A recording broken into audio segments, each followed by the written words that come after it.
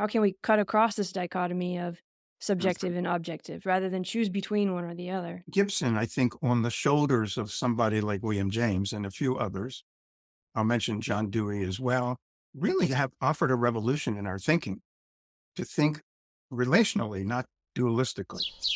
Immediate experience points both to the experiencer and that which is experienced. And when we use particular language, we should try to be as clear as possible. If you use a term in lots of different ways, before long, the term has no meaning anymore. So what are affordances? They're relational properties. They're properties of the environment defined relative to an active organism. Let me just say one thing about the paper you mentioned, affordances in the body. The purpose of that was that back at the time it was written, there were several people writing about affordances who said affordances might apply to grabbing tools and objects and glasses, but it has nothing to do with culture. And that paper is completely to refute that argument, that we can extend affordances to the cultural domain and the meanings in the cultural domain while being consistent with the approach of ecological psychology. We perceive by moving through the world. So if we think about navigation as moving through the world, what happens is we detect information as we move through it. We don't need a map to find our way. It's a tool and it can help us. A map has great utility, but we don't need a map to find our way. Animacy is the most essential quality of living things. The problem historically is we've been stuck only in that second area. Think about how Descartes even starts his meditations. He's reflecting about himself. He's not reflecting on the world. The environment is not in the head.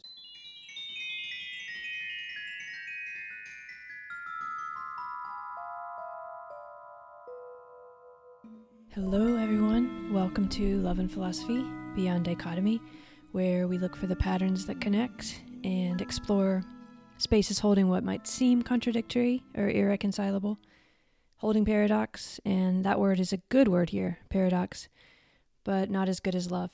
I'm glad you're here. Today we have a really special guest named Harry Heft, who is legendary in circles in environmental and ecological psychology.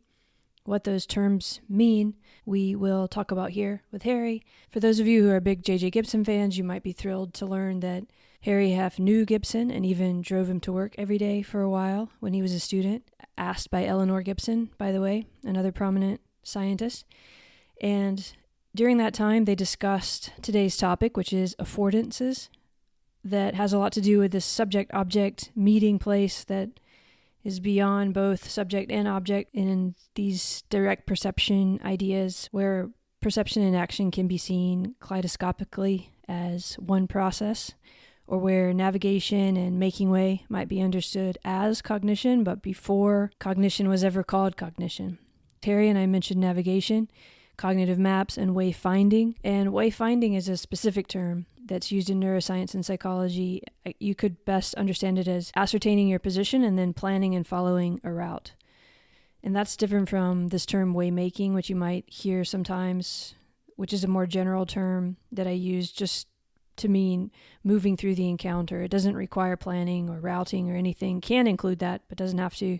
It's just embodied movement or movement in bodies. But that's a topic for another time. Today is all about Harry Heft and his amazing life and work, and its connection to JJ Gibson, but also to another person I've loved since I was a teenager, William James. He's someone that really influenced Harry too, and in one of his books he traces the path from William James to Gibson. Actually, for those of you who like these kind of literary families, you can actually trace James to Holt to Gibson to Harry, if you really want to. Anyway, the term that we will talk about mostly here is affordances. I wonder, for those of you who work in neuroscience or philosophy or some STEM field, how many times you've heard the word affordances or used it yourself in the last week.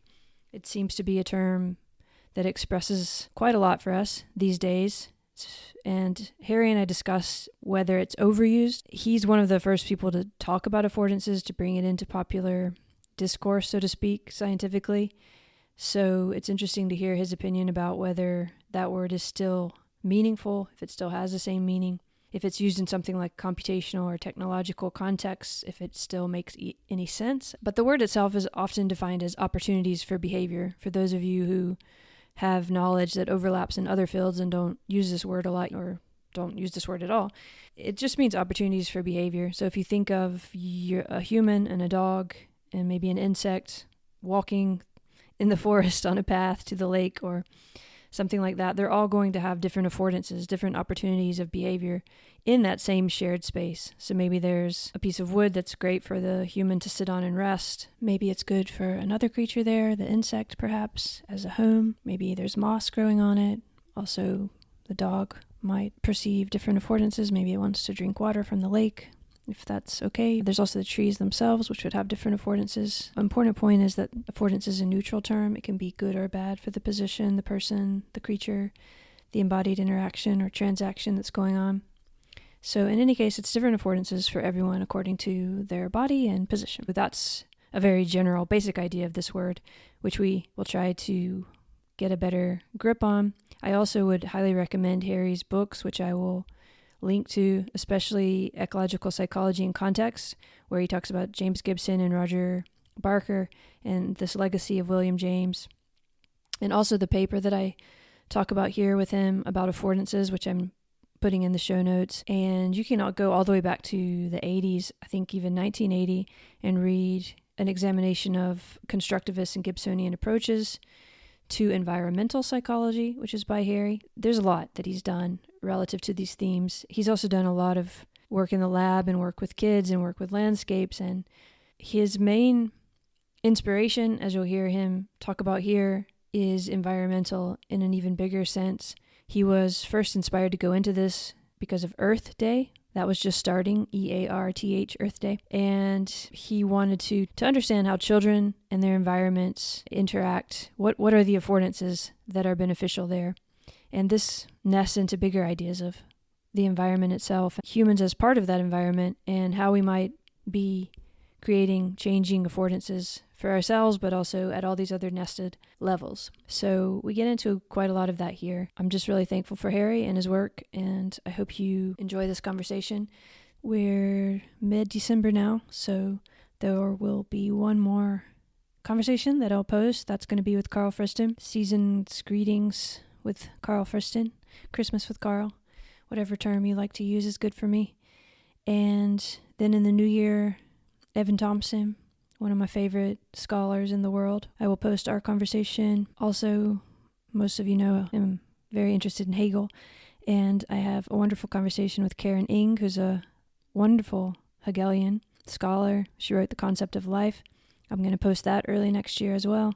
Many conversations already coming, but just as the year winds down, I hope everything's going well for you and it's not stressful and you're looking forward to the holidays, whatever you're going to do, see family or just read a good book, take a walk, something nourishing and with delightful affordances. I'm really glad that I got to know you this year, or that we've come into contact this year. I appreciate you being here and listening and all that you do. Thank you for supporting this show and this research. Signing up for Substack or YouTube or whatever you do, even just thinking of it in a good way. Thanks for that. There we go. Hello, Harry. Thank you for being here. It's really wonderful to see you today. Yeah, thank you. It's nice to see you again. Thanks for the invitation. Yes, it's my honor. I'm really fascinated by so much of your work. Today we're going to focus on this term affordance, which in many different fields I work in, I hear used all the time. And many of us in psychology and philosophy know that word associated with your work and with Gibson. So this is where I want to start today. You have such an amazing reputation relative to ecological psychology, environmental psychology. For those who don't know these terms, maybe we could start with, what is environmental psychology or ecological psychology? Are these different? How would you approach those two words, disciplines, fields? Yeah. If I may, may I start with just a little bit of autobiography to explain that? So I think most of us are products of the times in which we grew up. And when I was when I was a student, a graduate student, it was the time of the first Earth Days. And it was prompting attention to the relationship between, well, human activity and environmental quality. And there were a group of psychologists then who were kind of late in their career, but they thought psychology needs to get engaged in environmental issues. And they came together and they started a field called environmental psychology, which is a pretty big umbrella term. And that's what initially hooked me. It was a time of environmental activism. And it's like, okay, this appeals to my late adolescent mind. So let's get engaged in this. And so it's a pretty sprawling field. I ended up going to a graduate program, which was an interdisciplinary program on environmental studies and psychology and planning and so on. And what I was interested in at the time was the relationship between the quality of environments and human development, particularly child development. And because my view at the time, which is kind of this sort of sophomoric approach to things, is how can we make environments optimal for child development? So starting there and within the umbrella of environmental psychology, I thought, well, let me see how psychology treats the environment. And that's when I became really frustrated, because it leads to, I think, a couple of directions which were not helpful for my applied interests, and then ultimately for my theoretical interests. One of which, when it's instilled, that there's two threads, and they're both dominant, and they're kind of related. One is to define the environment in physical terms, as a physical scientist might, which has great value. There's no question about that. But then, is that the best way to approach thinking about the environment when it comes to psychological problems? And I was doubtful. And then the other thread, and it kind of stems from the first one, is people arguing that, well, we experience the environment subjectively. In the environment we experience is in our head, and the person variables matter a lot.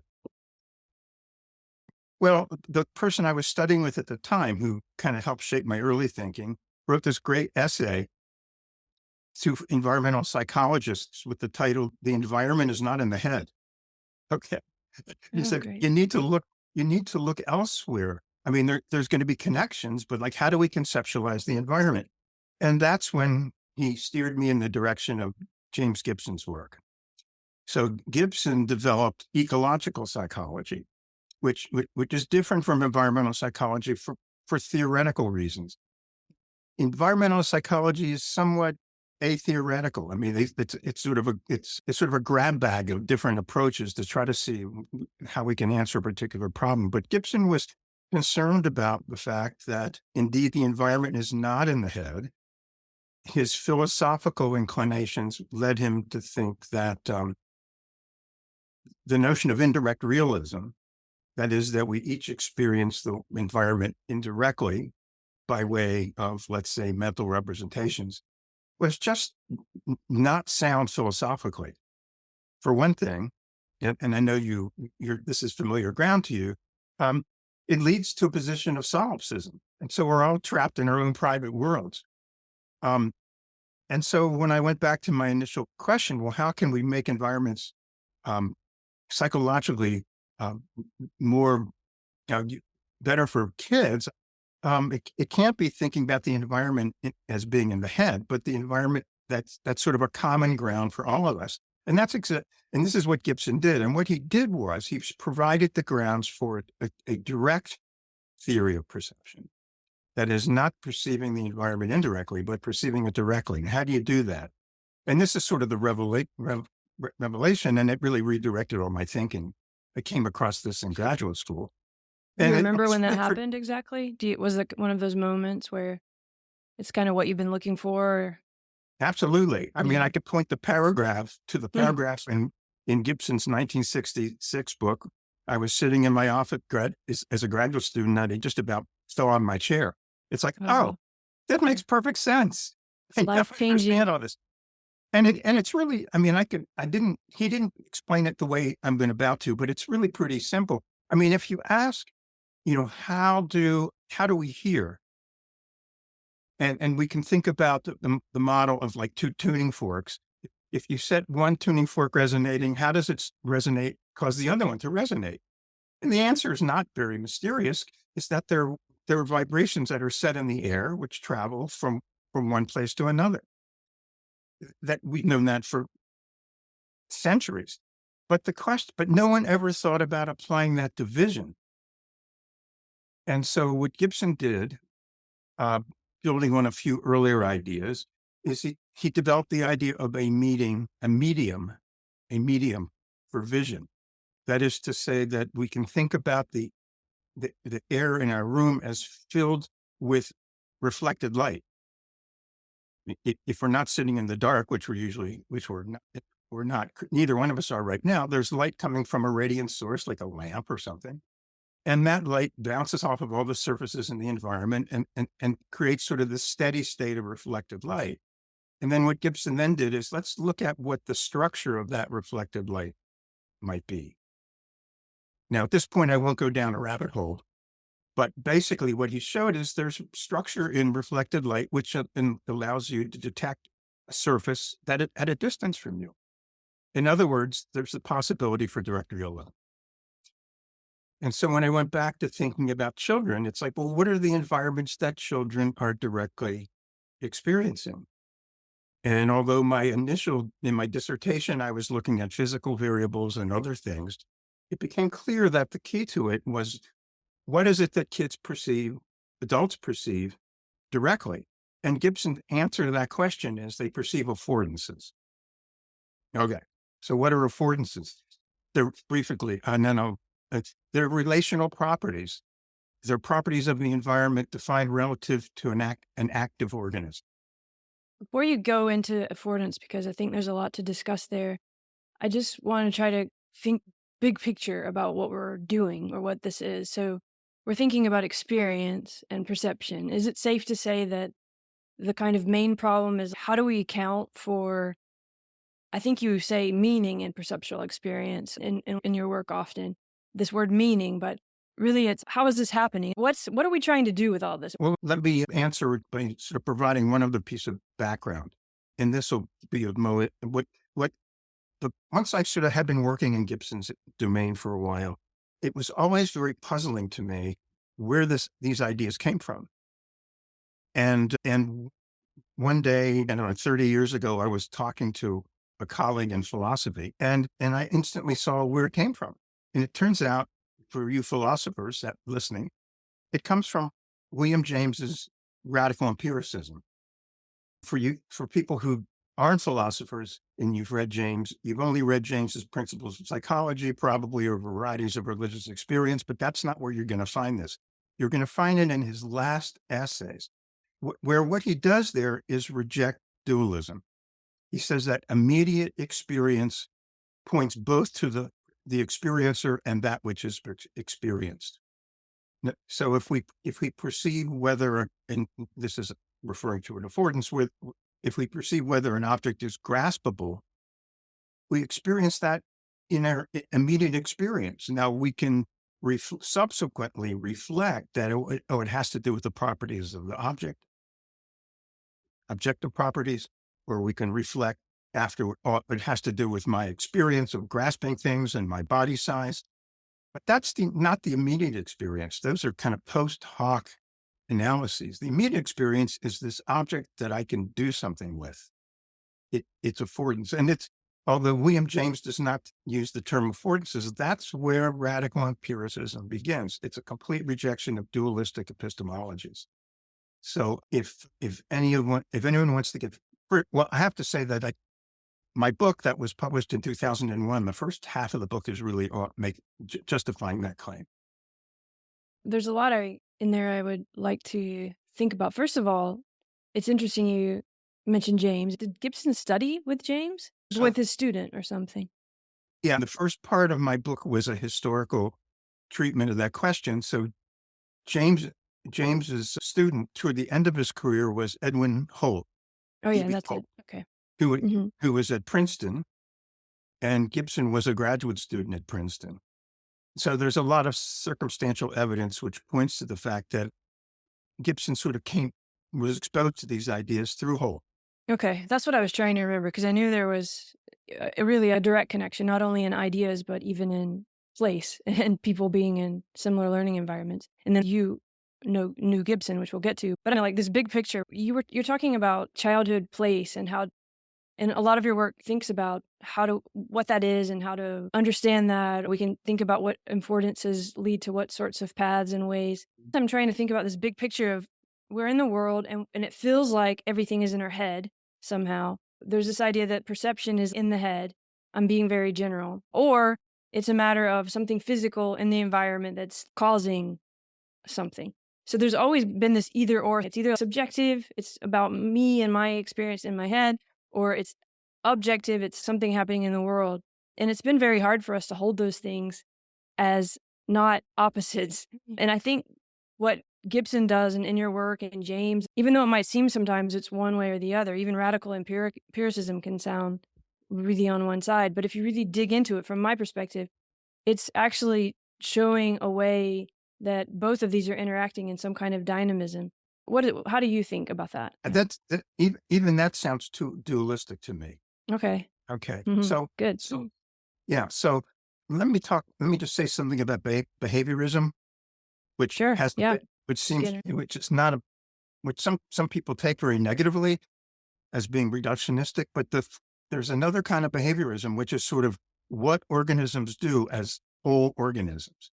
So imagine, and this is just a hypothetical, you put a child on the floor with a bunch of objects.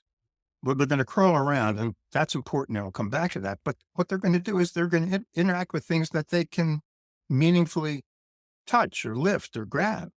And so kids will grab objects that are compatible with their hand span and so on. In other words, they engage the world in terms of objects that have properties that are suitable and scaled to their body and scaled to their skills. So the objects that they grab, they are affordances because they point both to the object itself and to the possibilities for action of the individual. So part of the difficulty for traditional philosophers is, okay, let's start with the mind, because that's where Descartes taught us to start. But a behaviorist of the stripe that I like says, no, let's begin with action, with behavior. And in fact, among philosophers, that's where Merleau-Ponty starts. He starts with action. Yeah. So what is it that we're engaging, and what are the properties of those things we engage? And Merleau-Ponty didn't use the term affordances, but he and Gibson are really fit together quite nicely. Oh yeah, there's so many terms in phenomenology that fit very well with the idea of affordance, and you bring that out actually in the paper, which I think you wrote in 1989, and it's called "Affordances in the Body: An Intentional Analysis of Gibson." Yeah. That one is really famous. I think everyone's read it, and I encourage everyone to go and read it now. But okay, so it is a kind of phenomenological lived experience in the way you described it. The child is going to have a different experience of those objects on the floor than the dog or the cat or the parent. But at the same time, those objects on the floor are the environment. So we have both. And for some reason, we feel like we either have to start inside or outside to try to describe it. But I feel like what you are starting to get at with that paper where you bring in Merleau-Ponty is that it's both. When you're talking about action, you're already talking about both. Yeah. Body, the situation. Mhm. And Yeah. If you start with action in an environment that has things in it, you're not starting inside. You're starting where the individual and the world meet. I mean, it's really if you will, a transactional concept. I prefer transactional than interaction. is that the work of the affordance right there? That almost synopsy kind of space of, because an affordance is also not a static thing. It is that relation that you described of the child and the object. We can't put it in the child or the object, or how would you? Right, but there are some constancies. So, for example, depending on the object, like I have my glass. Get it in the camera. I have my glass right here. I mean, it has some fairly constant properties.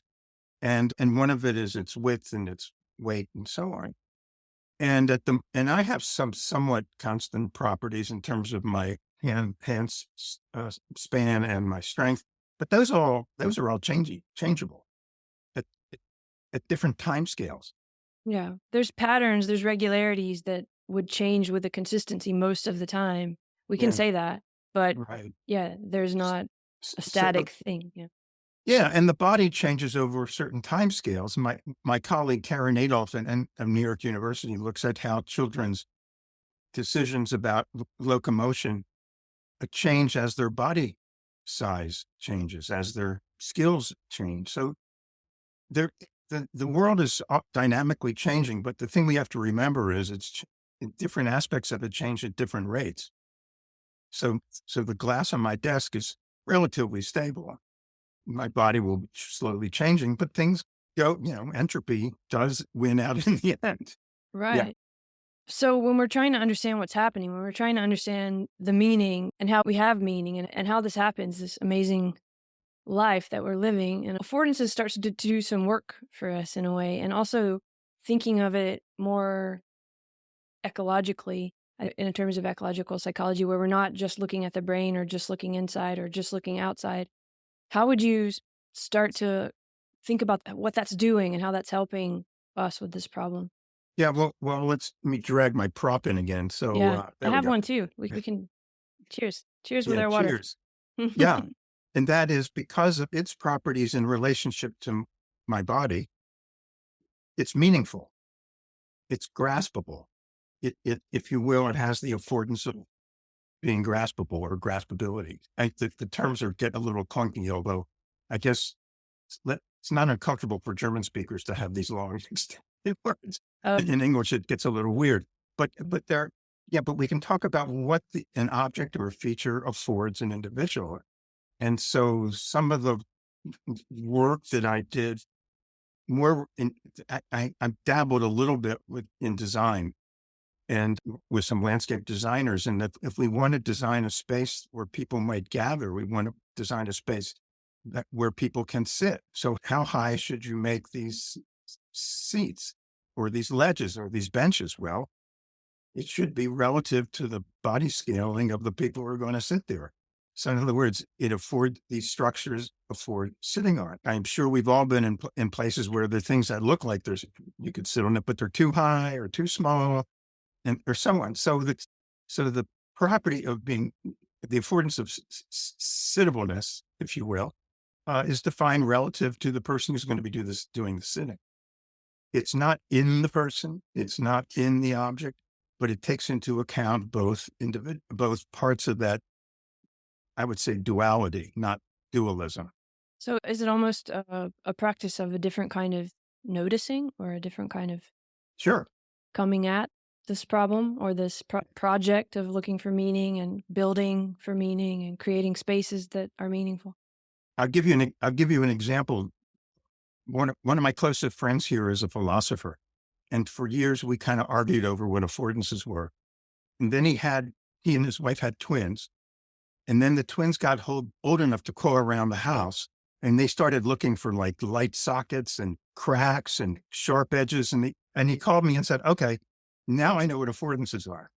Oh, well. Can I ask, what did he think they were before? What was the argument? It's really been a long time, but they just seem to be mysterious. I Yeah. mean, if you say to someone, "Well, there's this thing here, but it's neither in the person or in the world," it's like, "Well, what are you talking about?"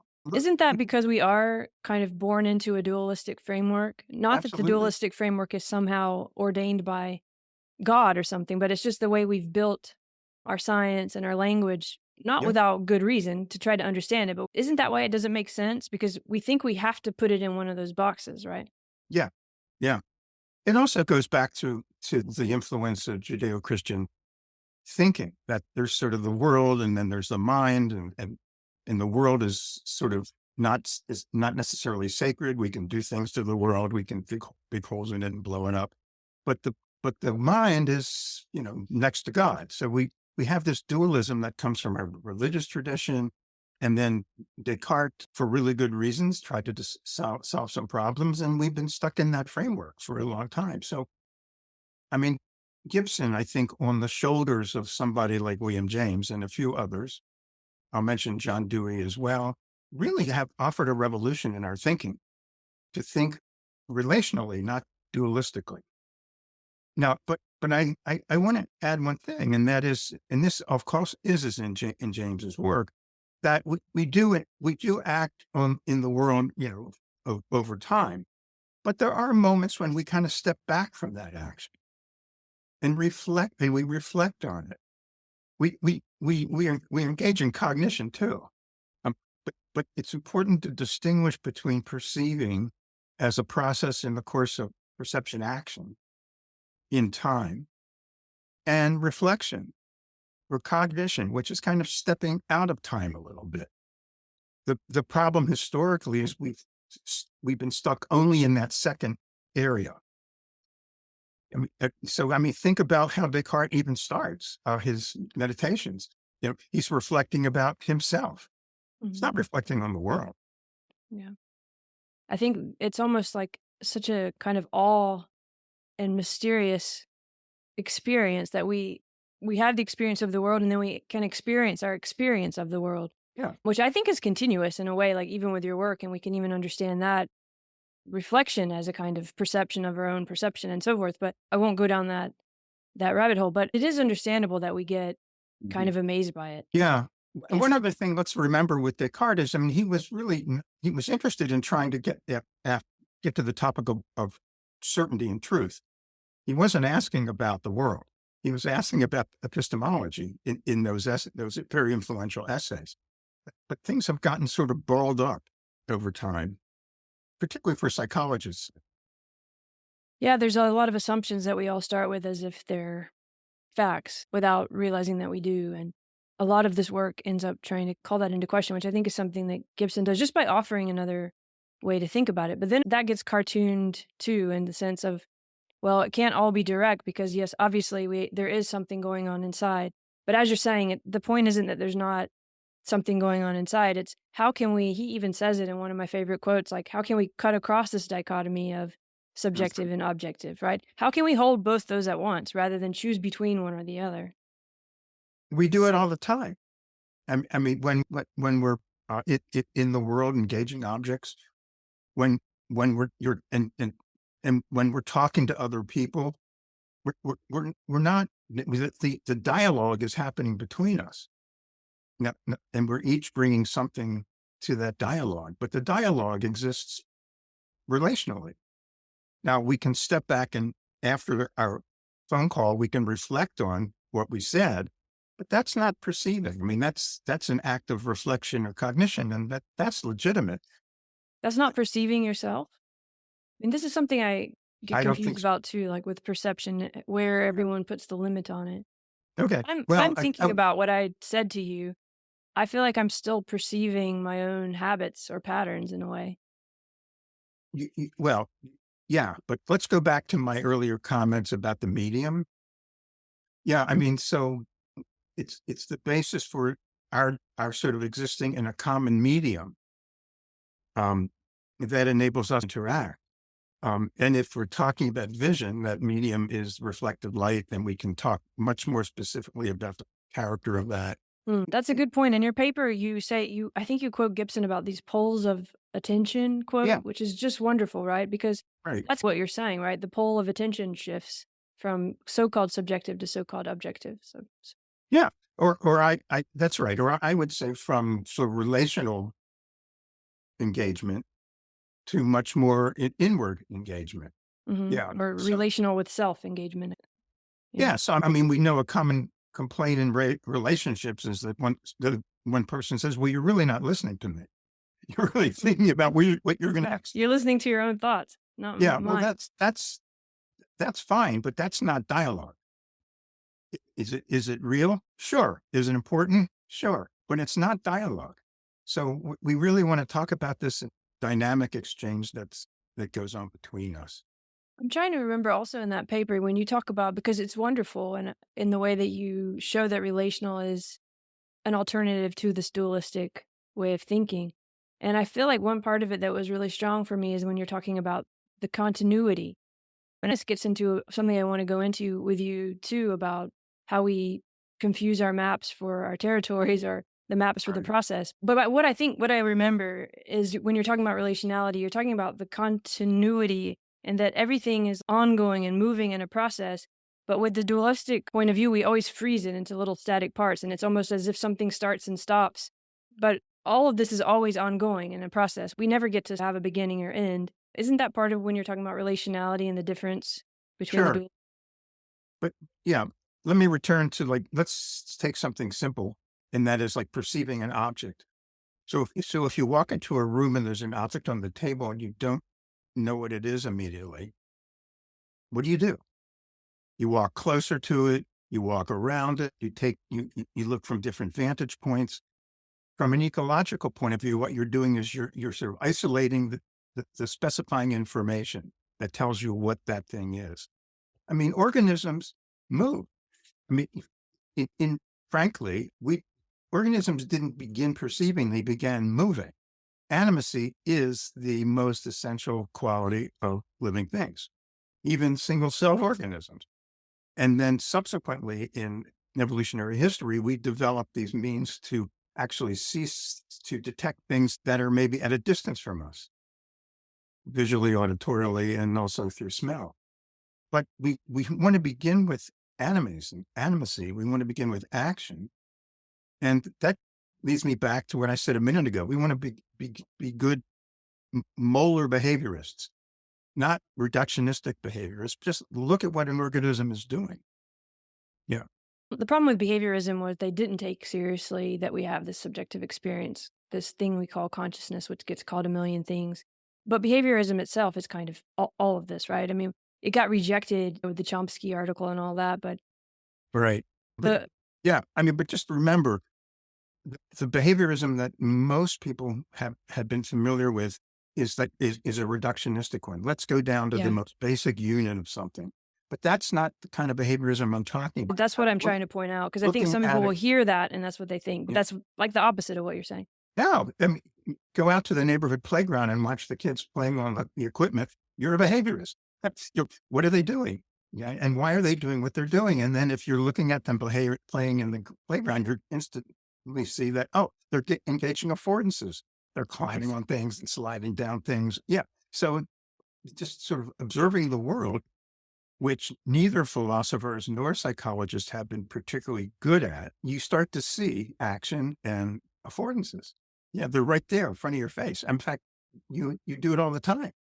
It is. That's why I brought up this practice of awareness because it's almost like that's the most important part. I think we could say that about a lot of science and writing and philosophy. But there's two open threads here that I really want to explore. And the first, you brought up design, and I know that this term affordance has become a huge thing in design and architecture, and gosh, in every field, everyone's using the idea of affordance. And there's been some other work written about it. Do you? Oh, because in that paper from 1989, you show that it's okay to think of affordance in a different way so long as you're coming from it from this intentional point of view, which connecting to what we were saying about Merleau-Ponty is situating it in the body Yeah. and understanding the trajectory, so to speak, or the goal that we're assessing. But how do you feel about this word affordance? Because it's a word I hear all the time in all fields now in different ways. Do you feel like that paper and the way you lay out affordance is the way that it's still being used? And if not, does it bother you? Uh, well, there are 2 points, but the main thing is, and I don't want to cast aspersions, but unfortunately, decades ago, someone in computer design decided to apply the concept of affordances to what's generally called interaction design. Interaction design means how we engage with computer interfaces. That was a huge mistake because it now it's using the term affordances in a very different way, and that's okay. You can use words any way you want, but we have to be consistent. Otherwise, we're completely confused. So, what one of the things that I've been trying to do over many decades is to say, here's how we're going to use it in ecological psychology, and I kind of wish others who will use it in different ways would be much more careful. And the reason why is not because I'm trying to be territorial about the term. But if you use a term in lots of different ways, before long, the term has no meaning anymore.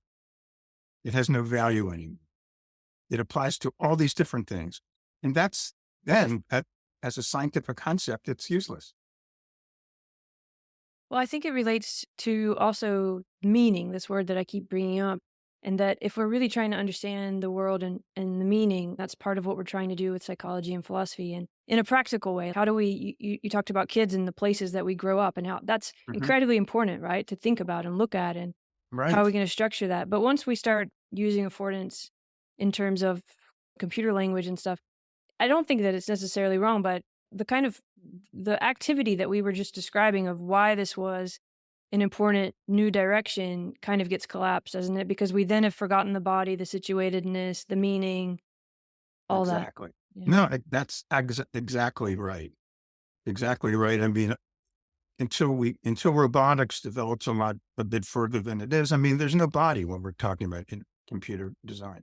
And so to use the word affordances in that concept, it just it weakens the term. It also strengthens it in a weird way in that context that they're using it, because I think the reason we like that word so much is exactly because of this powerful connection to meaning and body and place, and that's what it's carrying with it. And so I think what we want to do when we use that sometimes in AI or computer programming or whatever these other fields that are different is where we want to take some of that Yeah. inertia into it. Well, but we also want to look current and cutting edge and on Yeah, top that's of part of it. thing. And and it sounds like it's a buzzword. If it's a buzzword, it's not going to have much scientific value. Science can't advance on buzzwords. It has to advance with terms that are well defined. And I haven't Yeah. defined affordances with greater precision today, because I don't want to go down a sidetrack. But it can be defined mathematically, at least in some cases. It has been. Well, that kind of goes into something else I want to talk about. But before, I just want to say also that I think it is a very important word, even in this world of robotics, computer programming, because if we could use it the right way there, it's actually could really be very helpful. Because I think if we really think about affordance in the way situated towards a goal with a body, all these things, it actually solves a lot of problems there, because then we realize actually there are affordances, but they're not to the robot or the computer. It's to the person who's doing the programming or so on or so forth. You can get to that place of a body and a situation and all of it. And actually going through that could be really beneficial in the field. So I think there's even more of a reason to not just say, don't use the word, but learn the history of the word, because it could help you actually with what you're trying to describe and even philosophically to talk about it. Yeah, sure. Yeah, I'll be patient and see how it all develops. Um, um, let me just say mhm, one thing about the paper you mentioned, mhm. affordances in the body. The purpose of that was that back at the time it was written, there were several people writing about affordances who said, well, affordances might apply to grabbing tools and objects and glasses, but it has nothing to do with culture. And that paper is completely to refute that argument, that we can extend affordances to the cultural domain and the meanings in the cultural domain while being consistent with the approach of ecological psychology. And that's an incredibly important contribution, and one reason that paper has made such a splash. And also, I really could see that continuing on in this tradition of philosophy of technology or thinking of AI. But of course, that would be a whole other discussion. But just for anyone who might want to follow that, there's something rich there. Yeah. Maybe Yeah. I'm going to be skeptical until I see something, see otherwise. That's good. But so there's two other things, the idea of wayfinding and navigation and how this relates, because we've talked about trying to understand place, trying to understand the affordances of place, and all of this as how it's making meaning or how perceptual experience is meaningful. And you've talked about this as movement. And so how do we relate this to your work with something like navigation and wayfinding? Because it's almost as if we just start to think of our perceptual experience or even our life as almost like a path or a exploration or a following of another path. Or how would you put those together? How did they come together for you? Yeah, well, when I use the terms navigation or wayfinding, I literally mean moving from one place to another place. Now we can use wayfinding sort of metaphorically and talk about my search for meaning in life, but that's not how I use the term. I mean, literally, how do we get from here to there? And again, this goes back to what I said at the very outside of our discussion. In environmental psychology, the way in which wayfinding or navigation was studied was assuming that we have maps in our head. In fact, a recent Nobel Prize winner received the award for his work on to saying that the hippocampus in the brain is a cognitive map. I don't doubt the findings about the hippocampus, but I'm critical of it, calling it a cognitive map. I mean, talking about having maps in your head removes us from understanding how we find our way in real environments, how I get from my house to the grocery store 3 blocks away. That's the navigation that I'm interested in. Now, and from a Gibsonian point of view, and I didn't stress this earlier, but it's perception action. It's not just perceiving. So we perceive by moving through the world. So if we think about navigation as moving through the world, what happens is we detect information as we move through it. There are features that are revealed as we move through it. And it's that information that I was most interested. This is the work I did early in my career. But again, it's information that's perceived over time. It's always over time. We can talk about perceiving pictures, but that's a whole different universe. We're talking about perceiving dynamically over time. So that's where my work on navigation started. And I'll leave it at that for now. Yeah. No, this is great because I don't think you know this. I don't think we talked about this, but I was in a lot of those labs that you're talking about. And I've had a lot of discussions with those same people about this subject, even on this channel. So it's interesting to think about the cognitive map. And here's something that's really hard to talk about, but it's really related to your work and everything we've already been talking about. I think you would say there's no such thing as a cognitive map, and others. Yeah. No, Would I you wouldn't say that? say. Okay. Well, I wouldn't say that. And this connects to something I was mentioning earlier. Mm-hmm. I told you, wayfinding. I would navigate from my house to the market several blocks away. But I could sit in my chair and imagine how I can do that. I don't mind calling that a cognitive map. In other words, I'm withdrawn from engaging the world, and I can reflect on the world. And I can try, and certainly we do it all the time when we're walking around cities, right? We're following familiar paths, but let's say a route that's familiar to you is blocked at the moment. Then you might start reflecting on, oh, how else can I get around here? Well, I don't have any trouble with cognitive maps used in that second sense. But to say that cognitive maps are what drives online, ongoing perception action, I think is problematic. Because a map, as you said in a different context, is static. It's frozen. Mm-hmm. And even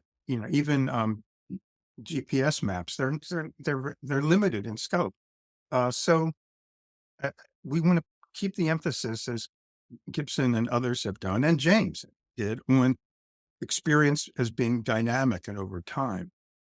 I mean, the main contribution of William James in the book that most people might know, The Principle of Psychology, is the stream of thought. Mm. He rejects the idea that there are frozen bits and pieces of images in thinking, but that thought goes on. Actually, that's what he said. Mental life goes on, Mm. and you can leap forward decades, and that's Merleau-Ponty. Same thing. What Merleau-Ponty does, what James didn't do, is he includes the body in trying to account for change over time. Yeah. But yeah, we can have a cognitive map. I can sit still and sort of reflect on how I might get someplace. That's an interesting. Yeah, I think I disagree with both sides of this in a way, and agree with both sides of it, which I guess is fitting with this trying to hold the paradox of subject and objective. Because I do think there are cognitive maps, but they're not in our heads. And I don't even think there's a confusion that I feel is something we've been touching on between when we try to create representations externally, or what you might have think of as analytically, maps or objects, languages, documents, things like this, and the ongoing process itself. Do you see any confusion there between, for example, I think you've even talked about it, that from day one, we are thinking about maps in our life. We're encountering actual maps, whether it's on our phone or the old paper ones or even just diagrams and things like that. So it structures the way that we think about the world. And of course, in that way, we are mapping, but we don't have a cognitive map in our head. Do you see those as two different things? Or Well, I mean, in some other things I've written, there's culture, there's work in cultural anthropology on places where people don't have maps, and they find their way quite well. Now, so a map has great utility, but we don't need a map to find our way. It's a tool and it can help us. but the process, the pattern itself can be, I think, studied and understood in the way that you were describing. We can physically find our way through the world, wayfinding from A to B. Literally, the body is moving. But if you think of language in terms of something like a landscape, a city is basically a collection of regularities that your body is patterning itself with as it's moving through it. But when we're in a thought space, or when we're moving through something like a book or even memories, isn't there also a similar pattern? I wouldn't make that leap because I don't think we know enough about what it. Well, I no, I put it a different way. I don't think I've thought enough about what it means to move through a book as opposed to moving through the world. But I've thought a lot about what it means to move through the world, and it Mhm. requires my body. It's an action. Yeah. So I think again, it's sort of similarly to what I was saying earlier about affordances. We have to be careful with our terms. So we can say, "Oh yeah, I'm navigating through a book." Well, is that the same thing as what I mean when I say I'm navigating through the city? I don't think so. So even though we're using the same terms, it doesn't mean that they're supported by the same underlying processes. I think Mhm. again, the use of terms is absolutely critical.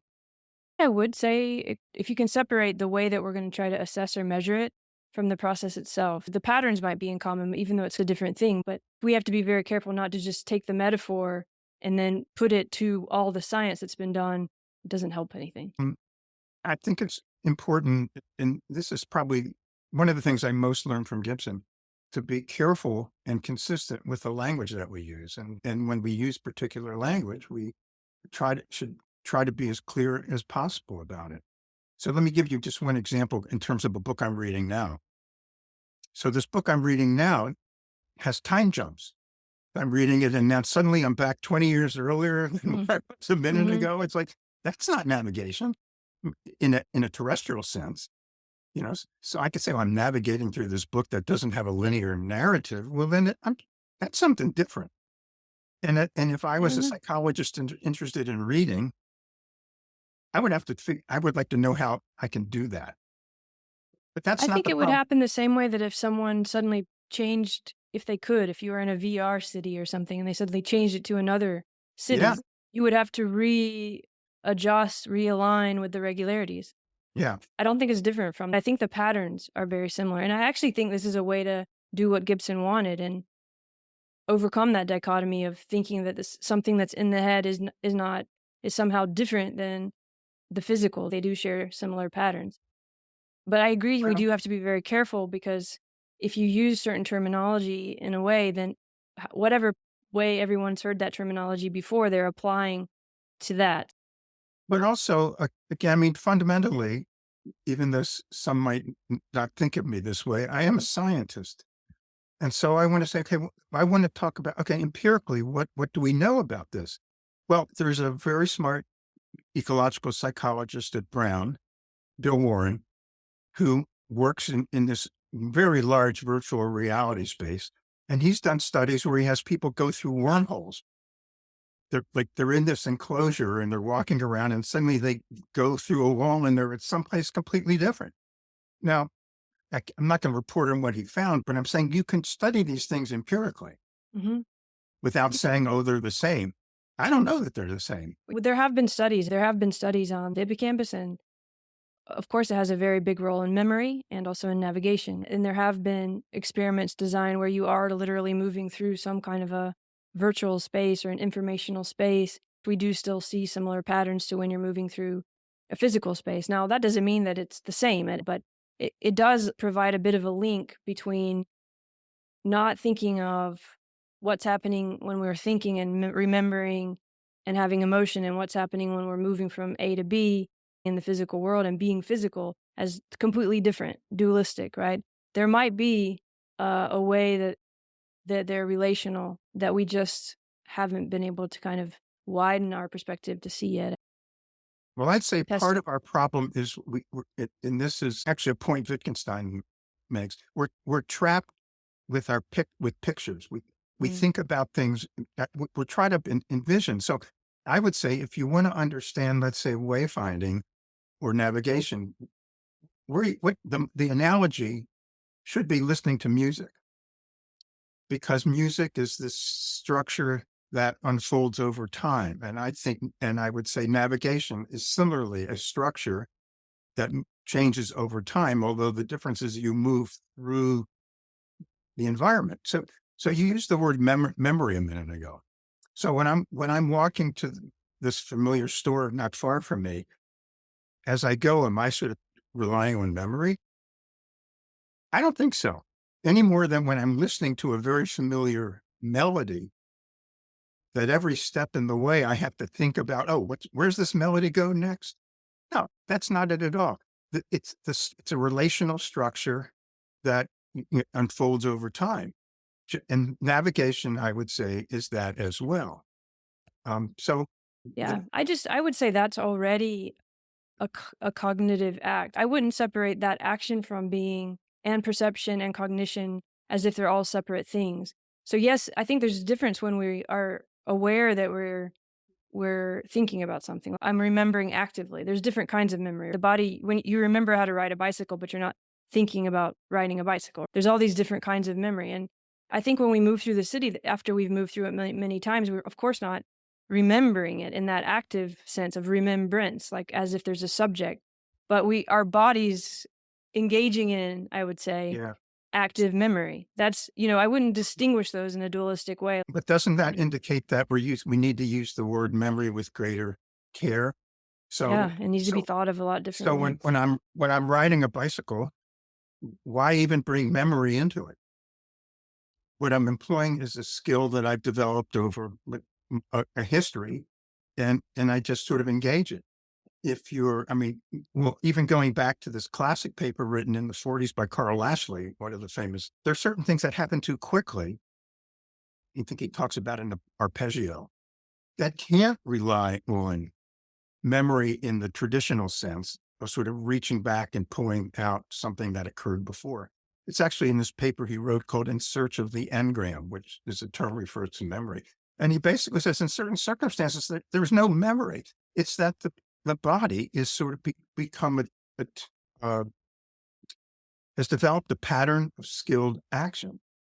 And I think using the term memory there just confuses matters. I think it might confuse, but it's a confusion we need to work through. I think even to go back to Gibson and the idea of more direct perception, and there's something like ecological memory and ecological perception.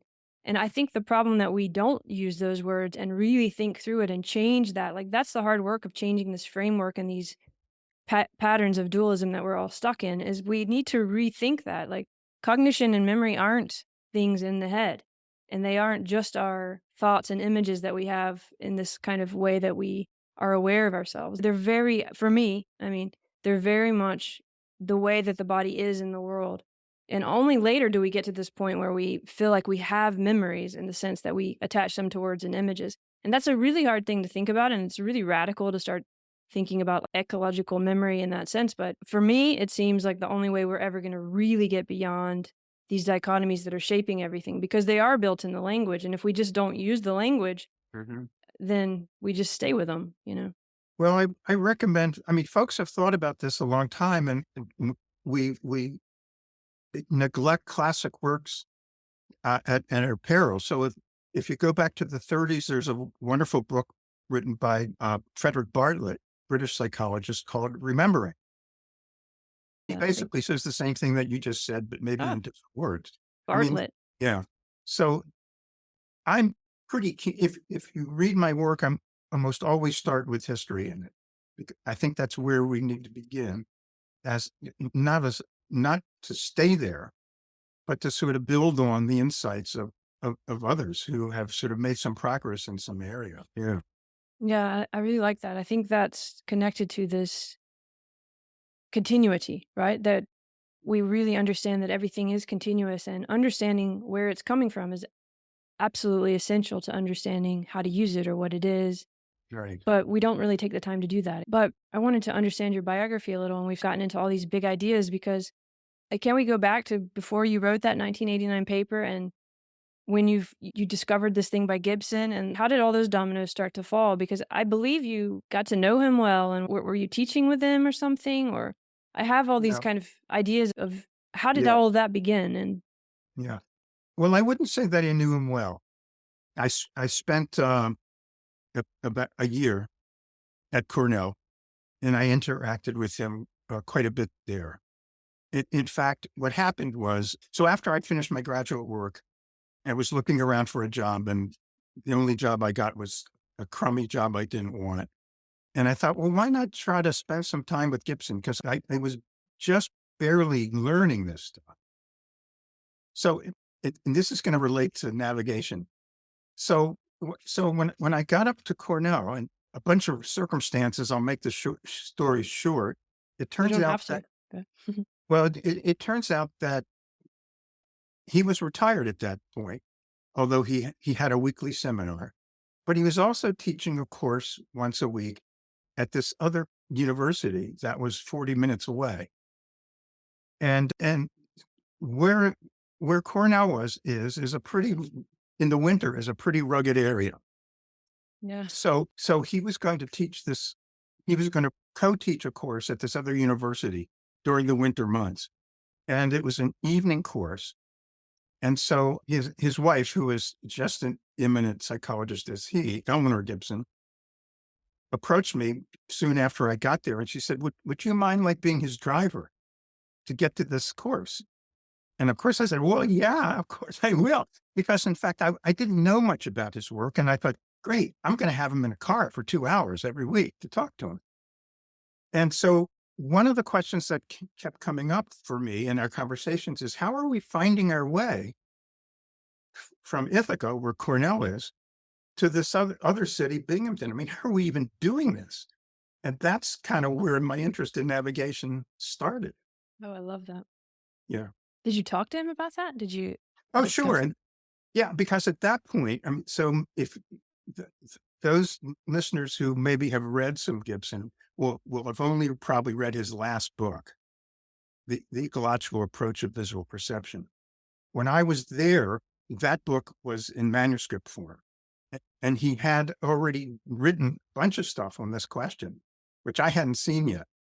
So, yeah, so we talked about what he had written about navigation and wayfinding in his So his he was book. literally working on that as you were having these thoughts. Well, That's quite a weird synchronicity. yeah, my whole career is full of luck. Yeah. And yeah, no, I saw him in his office, and on the bookshelves are all the chapters sort of stretched, yeah, the way. And I would read them, and of course I then I could ask him about them because I was really a novice at the time. And so my earliest publications, once I got a faculty position, was trying to test the ideas that were implicit in his writing about navigation and wayfinding. So that's really the first 10 years of my career was mostly on that topic. And But you are a scientist and you have done a lot of work that's scientific, but I wonder at that time, how was that considered? What was because now where I am, there's a lot of love for Gibson, right? Or there's a lot of appreciation, even though there's also a lot of controversy. But I wondered then had you just found someone that no one had heard of, or was he already a big player? What was it like in that time period? yeah, well, that's turns out that's really an interesting question where it leads. So Gibson published a book in 1950 that made a huge splash for a whole bunch of reasons, which we don't have the time to, I could do it, but we don't have time to go into. And then when he wrote his next book, which was published like 16 years later, he basically disavowed everything most things he wrote in the first book. But in the meantime, the psychological community had embraced that first book and thought, oh, he's fantastic. Was the first one, The Senses, considered as perceptual? No, that's the first one's called The Perception of the Visual World. Okay. I didn't even know about that one. I'm sorry. And when he wrote The Senses as considered as perceptual systems, I mean, he didn't completely reject everything in the first book, but he basically moved away from it. And was so, the first one more traditionally? Exactly. Okay. Yeah. So then the question becomes, well, how does the psychological audience now react to the second book? And most of them said at the time, and since they bought the first argument, oh, he was smart once, but he's kind of gone off his rocker now. And yeah, so for a long time, that the second book, which was really the main book, The Senses Considered, was sort of treated as interesting but kind of quirky. Mm. And then over the next 50 years, people saw, oh no, wait a minute. This is really the heart of his ideas. Mm. So if you look at mainstream psychologists, and I can cite some examples, and you see, and if they cite Gibson, you almost always see that they cite his 1950 book, which gave up on. Yeah. Oh, I did not even know that. Well, the other, that was the one that made the difference for me, The Senses Yeah. considered. There's a parallel story to that, and that is during the time that Gibson was at Cornell, a new faculty member, a seasoned faculty member was hired, namely Ulrich Neisser. And in 1967, Neisser wrote the book on information processing called Cognitive Psychology. It was like the Bible of information processing. And then he went to Cornell and started talking to Gibson, and he said, I was completely wrong. And he wrote a follow-up book. So the same thing happened. I mean, it's like Gibson's work convinced Neisser to move away from most, not all, to be fair, but most of his earlier ideas. But the audience of psychologists who read this work are really reluctant to let go of these old ideas. And why? Because they've done hundreds of experiments based on them. They built an entire career on them. Yeah. So change is slow. And what is so different about the first book and the second book, if you had to put it in? Of Gibson's? Yeah. If you had to say, is it the directness or? No, it's mainly that so earlier on, I talked about ecological optics, that is to say, the information in reflected light. That's what comes up in this. That's the optic flow. Yeah. Okay. Yeah. In the first book, he's talking about the visual image as largely static. He's still largely talking about the retinal image. We have although that's not completely fair. He tries to break away from it, but it's mostly still tied to the idea that we have a projection of information on our retina. Oh, I see. So it's the vision psychology that you're talking about that sticks to that. Yeah. Yeah.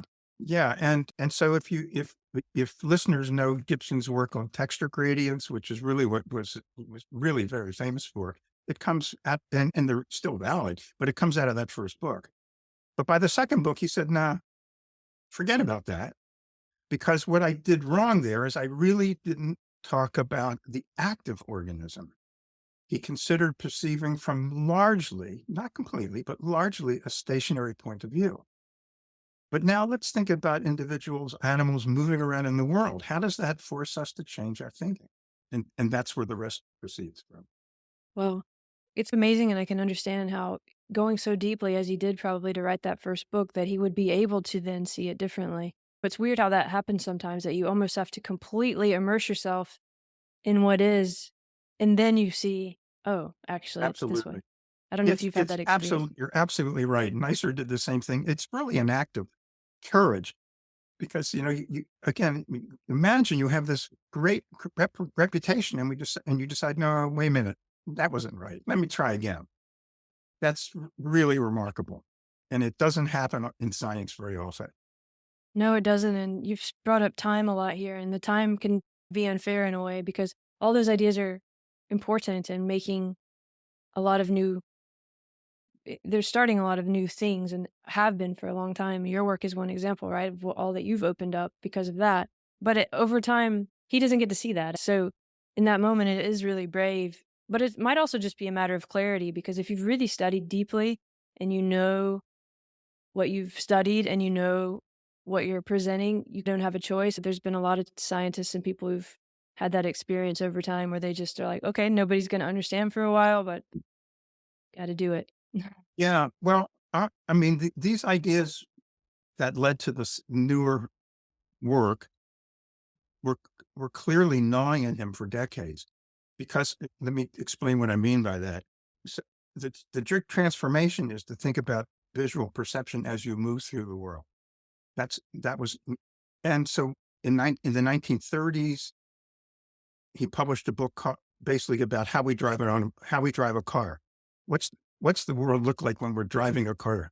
And it's about perceiving over time.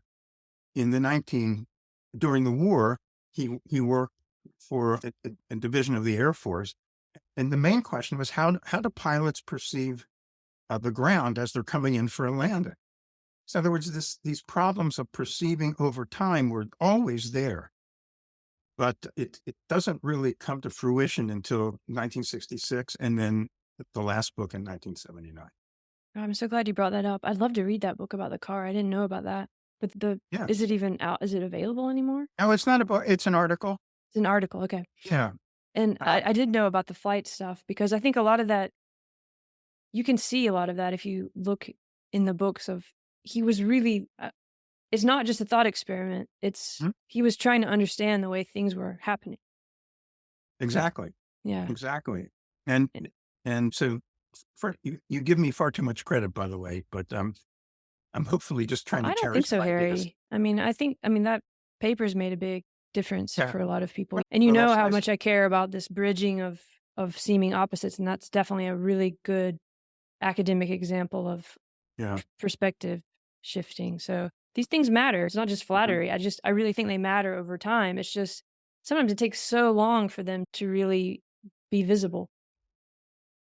Yeah. Well, I mean, what's gratifying to me is that some of my younger colleagues are appreciating it now. But I don't think my work was given all that much attention for a long time. So that happens. Do you feel like you've understood better? I mean, I wanted to ask you, why did you want to understand how to make place better for children?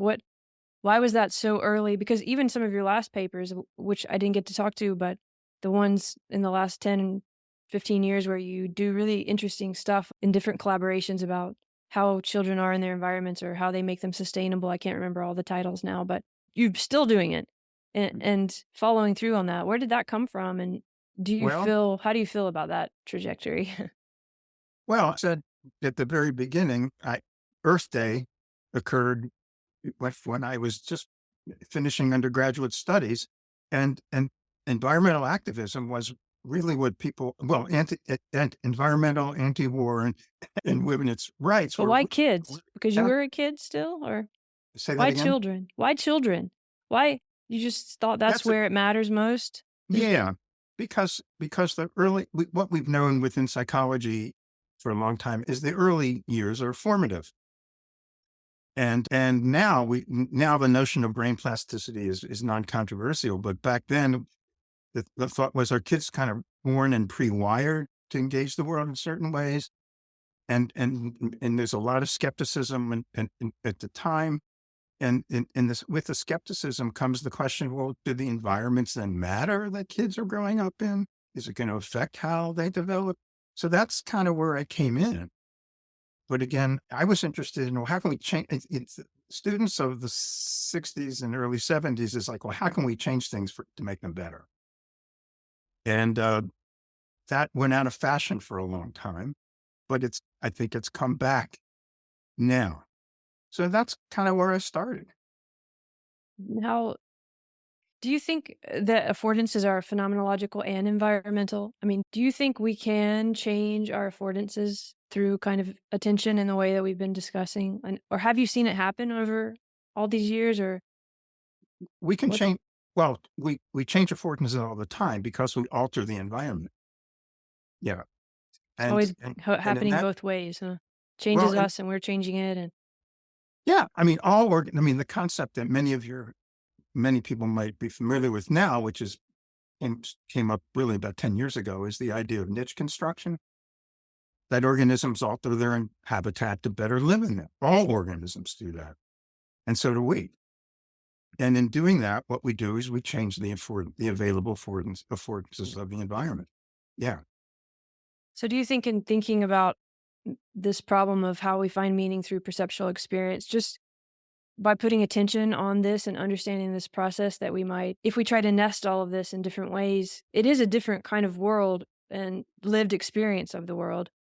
At least I think of it like that. Do you connect the work you've been doing and these ideas to those the bigger place where you started with something like Earth Day and really trying to think of what self and Earth are in a different way? Is that too sentimental or? No, because what we haven't mentioned at all in this conversation, which was understandable, is what I've done with most of my time over the past 50 years. I spent 42 years teaching at an undergraduate college. The That- same one since 1976. Yeah, exactly. And I saw teaching undergraduates is not only teaching some basic things about psychology and so on, but also making them aware of the world we live in and hopefully making them more sensitive to the ways in which the environment is changing. And like 25 years ago, I had to argue with them to convince them that, yeah, the climate's changing. Here's the data. And there's a lot of resistance to climate change for reasons that I don't have to go into. And now, 40 years later, of course, it's changing. We've known this all along. Yeah. So teaching is crucial. And in my role as a teacher, I tried to inform my students about what was going on in the world around them. Yeah.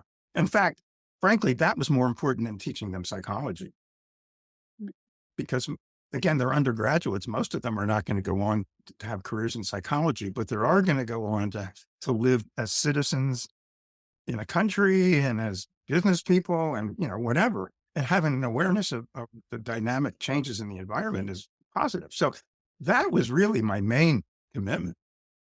And fortunately, I was able to squeeze everything else in around the corners. I'm so glad you said that. And I mean, this is love and philosophy, and to me that feels like an act of love. I think that Gibson doing what he had to do and changing course is kind of an act of love too, but and I've had a lot of discussions with a lot of famous people over my life, and they almost always end up saying it was one teacher who said one thing that sort of put them on that path. So, I mean, yes, your papers are very important. They will pass on, and you're passing on the James and the Gibson tradition in a way. But probably the most important acts of love that you did was that, right? Going to work every day and teaching and being able to kind of transmit that in little small moments. Yeah. Hmm. Yeah. I mean, I wouldn't phrase it that way, but I think that's absolutely accurate. Yeah. I mean, I love teaching. I love being in the classroom. And even now that I'm not teaching, I'm reading every day. It, these are acts of love because that's what I do. Yeah, and Those activities. I mean, I could be doing other activities as acts of love. I'd be cooking for my family, and that would be an act of love, but I'm not a very good cook. I do these things. Those are my acts of love. well, I really appreciate it, and it's meaningful, right? Back to that word meaning and all this perceptual experience, and yeah, I think it's good to at times just call it out for what it is because it matters, and young people seeing it's good to know that as you progress through your career, those are what matter, those moments, and coming from that place, it might not be teaching, it might be teaching, but whatever it is that feels like that, it still matters over time and space, I guess. Yeah. No, I think so. I think so. I mean, I do have students who I've been in contact with over many decades,